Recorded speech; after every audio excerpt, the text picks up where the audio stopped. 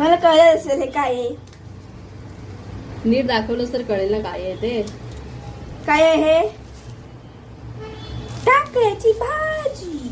आणि तुम्हाला कळलं असेल ही आमच्यापर्यंत कुठून आले? कुठून आली? शिपोशीतनं. कोणी पाठवले? अलकाई. आता हे बघा, अशा रानभाज्या खायला आम्हाला शिपोशीत जावं लागत नाही. शिपोशीतून येतात ना. नाही मग त्या स्वतःच्या पायानं चाललेलं आपल्याकडे, मग खायला नकोच. चला तर मग बघूया ते या टाकळ्याची भाजी कशी बनवते.